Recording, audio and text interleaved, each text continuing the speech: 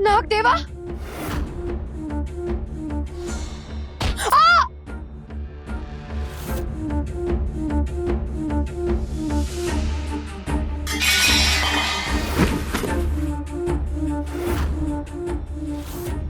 काय ग, नाग वाचवायला येणार होतं ना तुला? बोल, इथे कशासाठी आला आहेस? मला जगातील सर्वात मौल्यवान वस्तू भिक्षा म्हणून हवी आहे.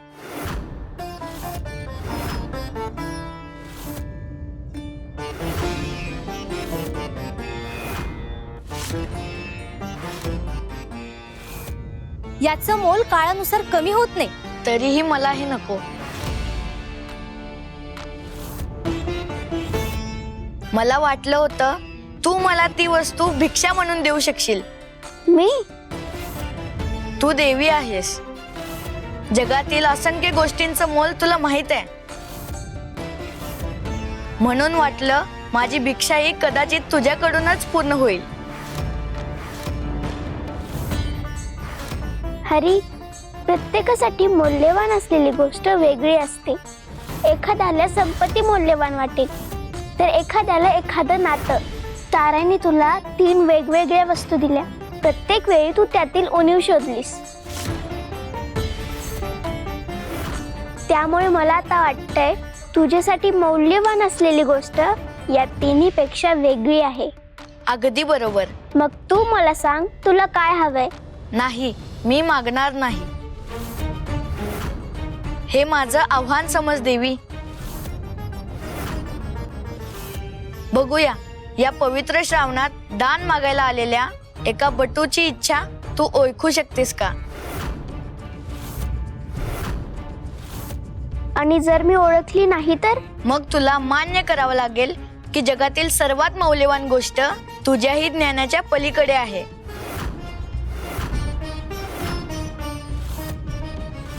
आव्हान स्वीकारलं हरी. मग पाहूया देवी, तुझं ज्ञान माझी भिक्षा ओळखतं का?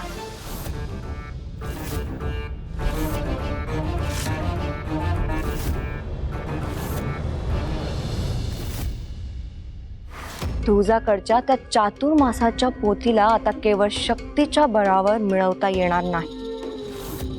त्याला स्पर्श करण्यासाठी असुरांकडे पुण्य संचय असणं आवश्यक आहे. पुण्य संचय? होय, तू असुर आहेस आणि तू असंख्य पाप केलेली आहेत. परंतु त्या पलीकडे तुझं एक जरी पुण्य असेल तर त्या पुण्याचा संचय तुला त्या पोथीला स्पर्श करण्याचा अधिकार देऊ शकतो. म्हणजे आता मी माझ्या आयुष्यात केलेल्या पुण्याची गणना करायची?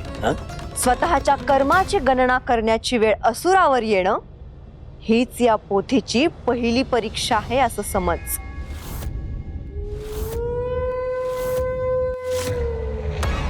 एकदा एका मनुष्याला मी स्वहस्ते मृत्यूदंड देणार होतो. माझ्या हाती अस्त्र होतं. मी त्याचं शिर थडावेगळं करणार होतोच. आणि तो मनुष्य प्राणयाचना करू लागला, रडू लागला, भेकू लागला. त्याची ती तडफड पाहून मला एक वेगळंच समाधान मिळालं. आणि त्यानंतर मी माझा निर्णय बदलला. मी त्याचे प्राण घेतले नाहीत, मी त्याला जीवदान दिलं. ते पुण्य नाही. का? कारण त्याला जीवनदान देण्यामागे तुझी करुणा नव्हती. तुझा निर्णय बदलला म्हणून त्याला जीवनदान मिळालं आणि ह्याला पुण्य म्हणता येणार नाही. कित्येकदा युद्धात मी ज्यांना पराभूत केलंय अशा राज्यांचा, तिथल्या राजाचा मी संपूर्ण विनाश करू शकत होतो. परंतु मी केला नाही. मी त्यालाही जीवदान दिलंय. त्यात देखील पुण्य नाही. मी अनेक मोठ्या संकटांपासून माझ्या प्रजेचं रक्षण केलंय. हे पण पुण्य नाही. तुझ्या प्रजेचं रक्षण करणं हे तुझं कर्तव्य आहे. आणि कर्तव्य पार पडल्यानंतर प्रत्येक वेळी पुण्य संचय होत नाही. मग आता मी केलेलं पुण्य शोधायचं कसं? आधी एक गोष्ट समजून घे. तुला जे पुण्य वाटतंय ते खरंच पुण्य आहे की तुझ्या स्वार्थाचा एक भाग? मग मी माझ्या असुर कुळासाठी आजपर्यंत जे काही केलं त्याचं काय? माझं संपूर्ण आयुष्य मी असुर कुळाला बलशाली बनवण्यासाठी, त्याच्या उद्धारासाठी खर्च करतो आहे. त्याच्या विजयासाठी मी अविरत लढतो आहे. हे पुण्य नाही. नाही. जे स्वतःच्या कुळासाठी, स्वतःच्या लोकांसाठी आणि स्वतःच्या स्वार्थासाठी केलं जातं त्याला पुण्य म्हणता येत नाही. मग पुण्याची व्याख्या काय?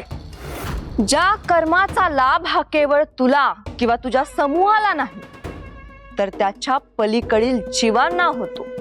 जे कर्म कोणत्याही अपेक्षेशिवाय केलं जातं आणि ज्यातून विश्वाच्या कल्याणासाठी हातभार लागतो ते पुण्य. माझ्याकडून एकही पुण्य घडलेलं नाही, हे मला मान्य नाही. ठीक आहे. तुला जर तुझ्या कर्मांवर इतकाच विश्वास असेल तर त्या विश्वासाचा दृष्टांत तुला द्यावा लागेल.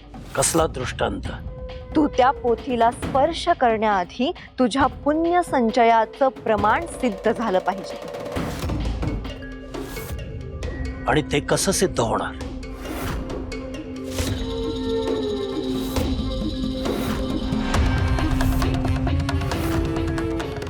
एक मार्ग आहे. कोणता? माझ्या पाप पुण्याची गणना मी स्वतः का करू? माझ्याकडे कुणीतरी असं आहे जे माझ्या सगळ्या पाप पुण्याचं मोजमाप करतील. आणि कोण आहे ती व्यक्ती?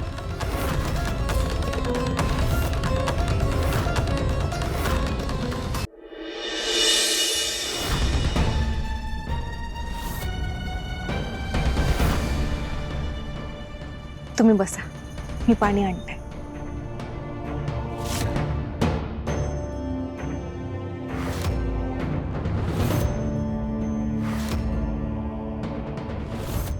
आता कुठे जीवात जीव आलाय. कालपासून जे काही घडत होतं ते पाहणंही सोपं नव्हतं. असुरांनी तुळजावर अस्त्रांचा प्रहार केला. त्यावेळी खरंच काळीच थांबल्यासारखं झालं होतं.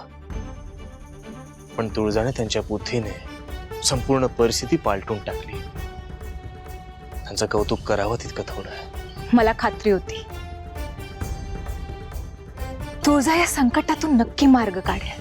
ती बाल रूपात असली तरी तिचं देवत्व आणि तिचं कर्तव्य यांचं सामर्थ्य कमी झालेलं नाहीये.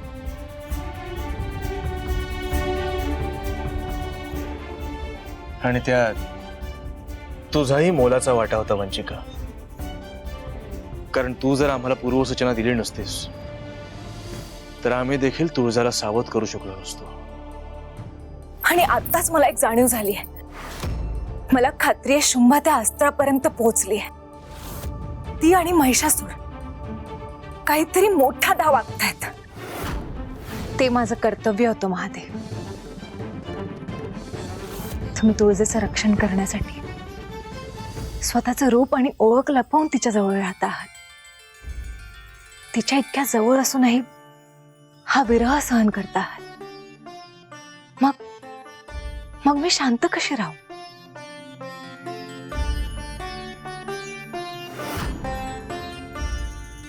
आता तरी माझ्याबद्दलचा संशय थोडा कमी झाला असेल, हो ना? तुझ्यावर संशय घेतला हीच आमची चूक झाली वंचिका. आम्हाला क्षमा कर.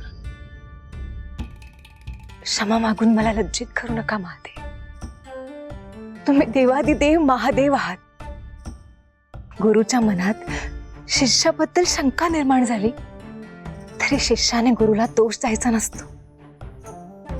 तुमच्यासाठी तुळजेचं रक्षण हे सर्वस्व आहे हे मला ठाऊक होतं. माझ्यावर विश्वास ठेवण्यापेक्षा तिचं रक्षण महत्वाचं होतं आणि तेच योग्य होतं. आता हा मनावरील भार तुम्ही दूर ठेवा महादेव. तुमची शिष्या तुमच्या समोर आहे. तुम्ही निश्चिंत होऊन विश्रांती घ्या. हे घे.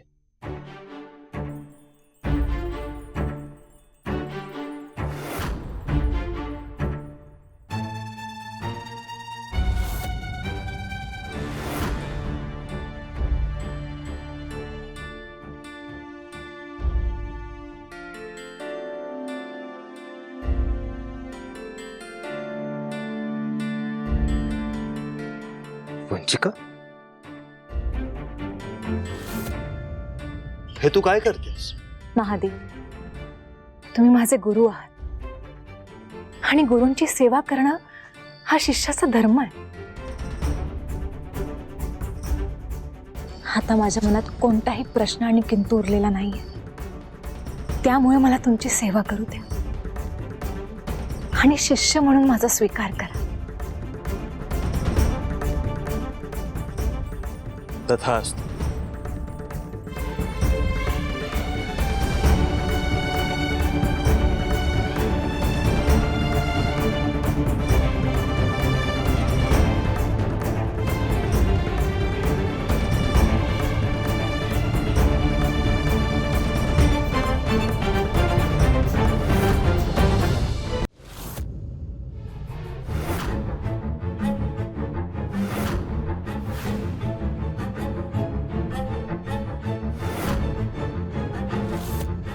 यावेळी पोथी सुरक्षित राहिली, पण सावध राहा, दिव्य पोथी अजूनही संकटाच्या छायेखाली आहे.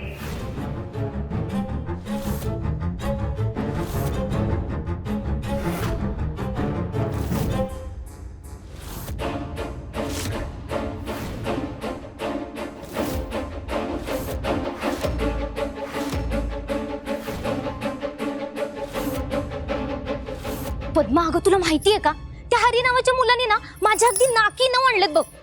का ग, काय झालं? अगं श्रावणवाण मागायला आला होता. आता त्याला नेमकं द्यायचं तरी काय? सोनं दिलं, मोती दिले, हिरेही दिले,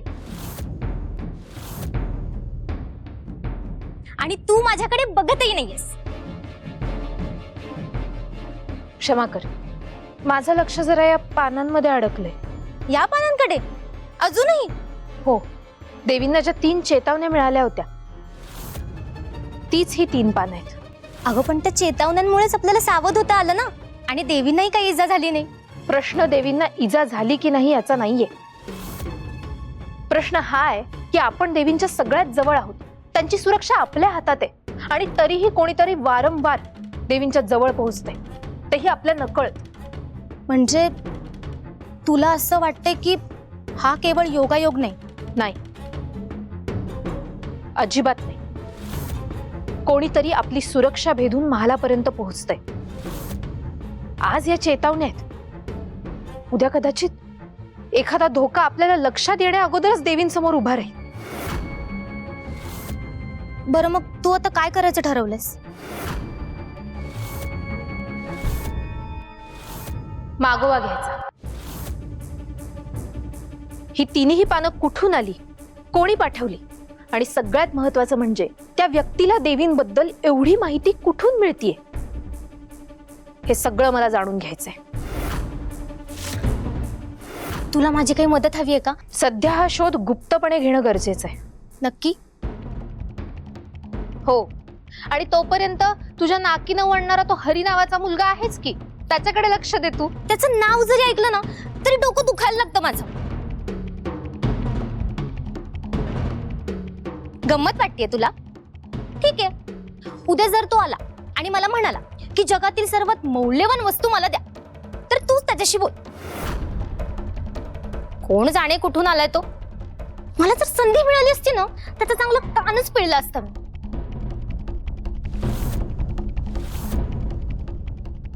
मला लवकरात लवकर या पानांच्या मागील सूत्रधाराला गाठायलाच हवं.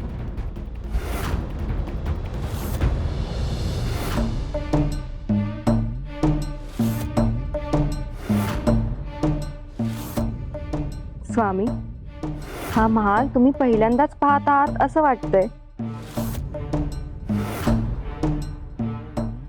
देवी, तुम्ही इथे? आपलं बालरूप पाहण्यासाठी आलो आहोत. चातुर्मासाच्या योगनिद्रेत असताना देखील भूलुकाची ओढ काही सुटत नाहीये हे दिसतंय. ही ओढ केवळ भूलोकाची नाही देवी, तुळजेचं हे बालरूप पाहण्याचीही होती. आम्हाला ठाऊक आहे, पण हरी हा माझा अवतार नाही. चातुर्मासाच्या रक्षणासाठी तुळजा जे काही करत आहे ते आम्हाला जाणवत होतं. तिची निष्ठा, तिचं कर्तव्य, तिची धडपड, हे सर्व जाणवलं. आणि माझ्या मनात निर्माण झालेल्या भावनांना या रूपात आकार मिळाला.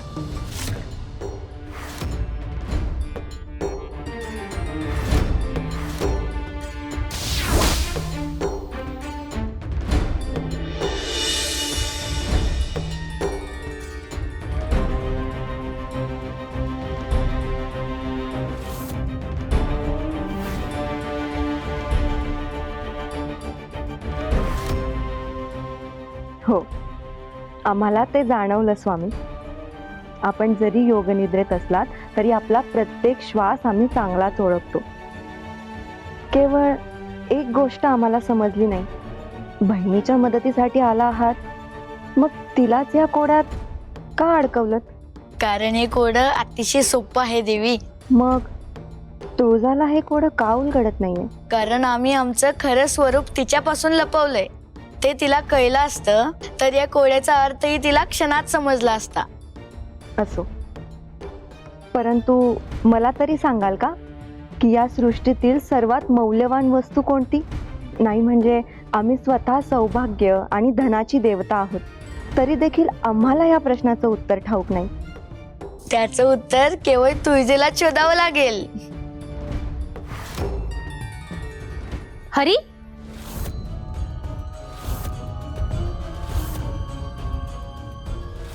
कोणाशी बोलत होतास तू? काय नाही, स्वतःशीच. स्वतःशीच? हो, कधी कधी स्वतःलाच प्रश्न विचारले ना की उत्तर लवकर सापडतात. हो बटोजी महाराज, माहितीये मला किती हुशार असते. बरं चल, मी तुला तुझं दालन दाखवते. आता काय तू इथेच राहणार आहेस? देवींनी सांगितलंय जोपर्यंत तुझं कोडं सुटत नाही तोपर्यंत तू इथेच महालात राहणार. मग तर माझी भिक्षा आधीच मिळाली म्हणायची. काय म्हणालास? अहो काय नाही, तुम्हाला काय नाही. मी मगाशी म्हणालो ना, मी स्वतःशीच बोलतो. बरं चल. हा कोण आहे आणि इतका हुशार, हजर जबाबी? नक्कीच काहीतरी गडबड आहे.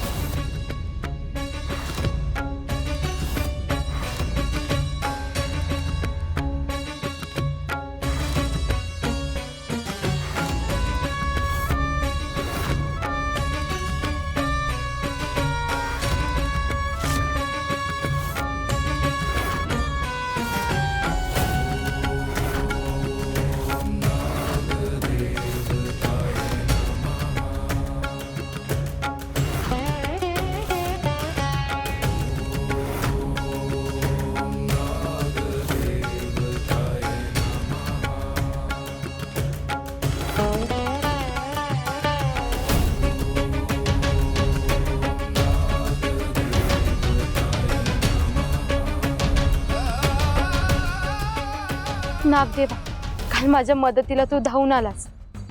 माझ्यासारख्या अनाथ जीवाला तू आधार दिलास. तुझं उपकार कसं फेडू म्या? आजपासून म्या तुझी रोज पूजा करायला येईल. फक्त माझ्या पाठीमागं माझा भाऊ म्हणून उभा राहा. मालक, बघा बघा, त्या नागाशी जवळीत बघा. जणू काय लहानपणापासूनचा भावच आहे तिचा. घाबरू नगास, आता तू बघाच. तिची ही जवळ एक तिच्यासाठी मोठं संकट ठरणार आहे. अहो मालक, पण तो नागच त्याच्या मदतीला धावून आला तर? येऊ दे की.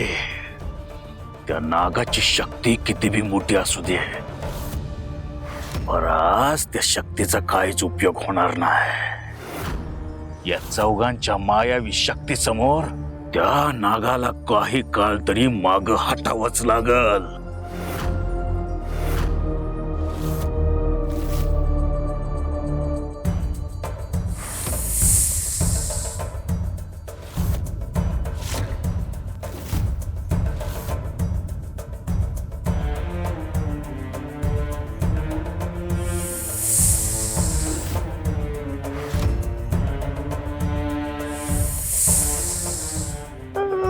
मालक, मालक,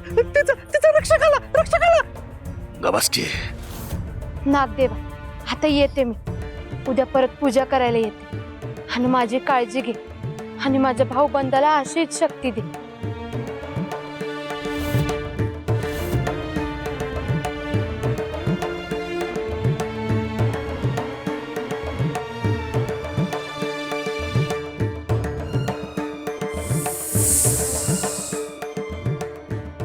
ए निघा.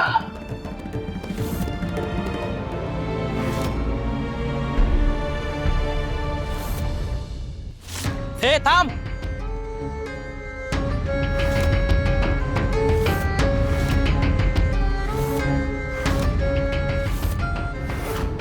कोण कोण आयचा तुम्ही आणि माझी वाट काढवल्या? हे शांत बस, आम्हाला तुझ्याशी थोडं बोलायचं आहे.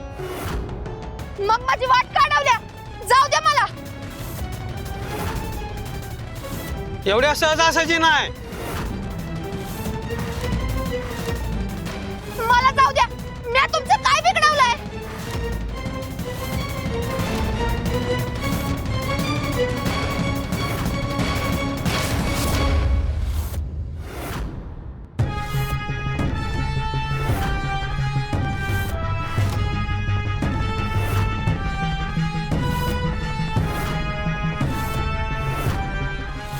वाचवा, वाचवा मला. इथं कोणी आहे का? कोणी आहे का?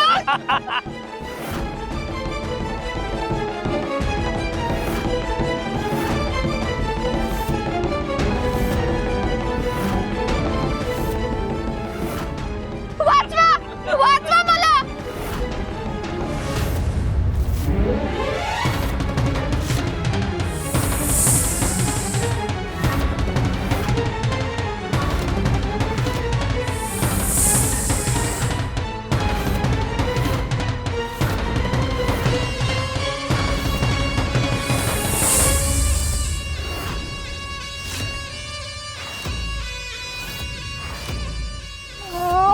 मालक, यो आला बघा तिचा भाऊ, तिला वाचवाय. अरे वा, आला तुझा भाऊ. काय रे नागा, आता आम्हाला घाबरवणार?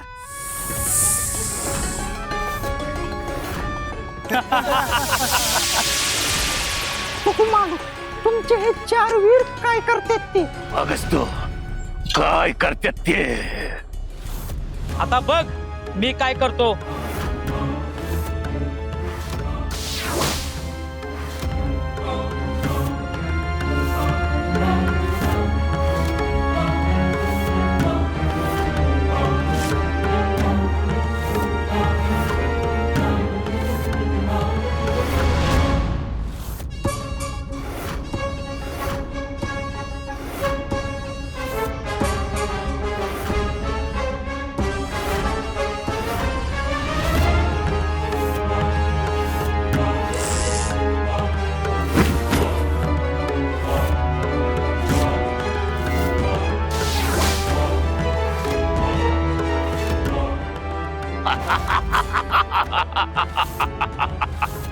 आता बघू तुला कोण वाचवतंय ते. नागदेवा,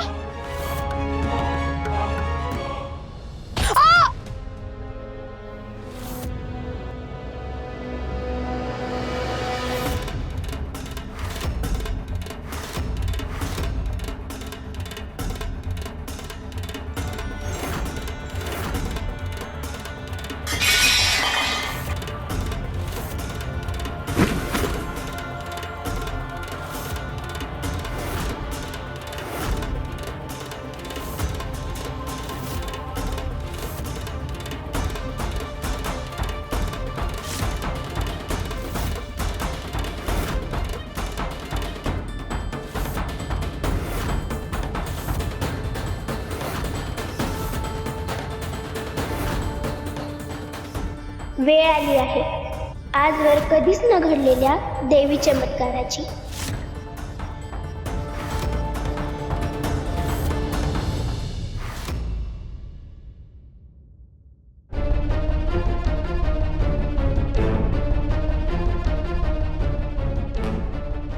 अरे बाळू बाळू बाळू ते बाळू. अगं त्या काय बाळू बाळू करायल्यास? अरे ते आपली सकू. सकू सकू काय आलं सकूला? अरे ती ती ती कुठं कुठं दिसेना झाल्या. म्हणजे अरे ती ती नाहीशी झाल्या. अशी कशी नाहीशी झाली? घरात नाही? अरे नाही, मी घरात बघितलं, बाहेर बघितलं, इकडे तिकडे जाऊन पण विचारलं, कर तिचा पत्त्याच नाही. मला सांग, तू तिला शेवटचं कुठं बघितलं होतंस? अरे बाबा, तिच्या मनात काय चालू आहे मला काय कळत झालंय बघ. म्हणजे काय होतं तिला? अरे तुला माहित नाही, ते आपल्या गावाच्या बाहेर मोठं वारुळ आहे की नाही, ती रोज की नाही त्याची पूजा करायची, त्याला नैवेद्य दाखवायची. आणि मी विचारलं तर मला म्हणली नाही, तुळजाईनच मला तसं करायला सांगितलंय. नागाच्या वारुळापाशी? अरे ते नागाच्या मागच लागलेली बघ.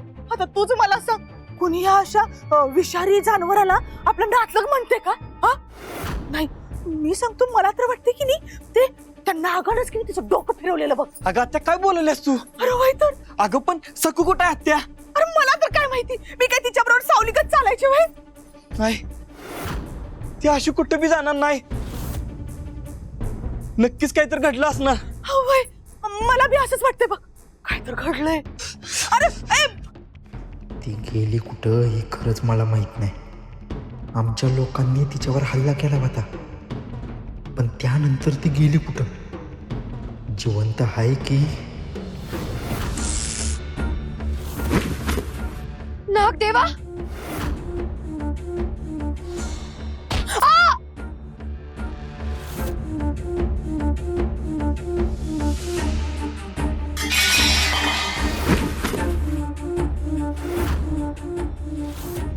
काय ग, नाग वाचवायला येणार होत ना तुला?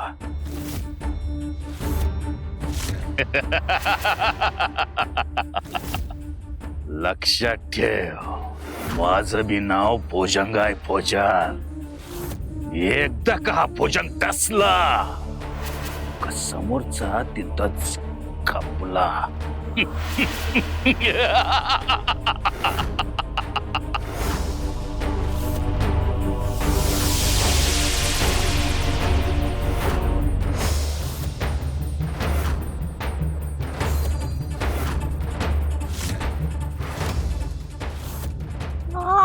मालक, यो दूर कुठून आला?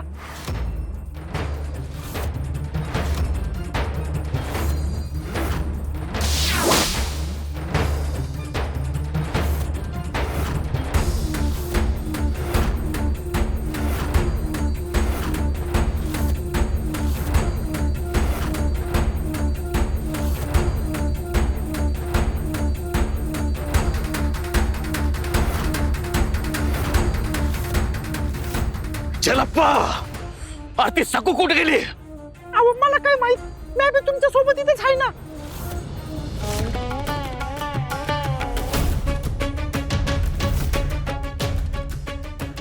सखू हरवलेली नाही, ती आता तिच्या योग्य ठिकाणी पोहोचलेली आहे.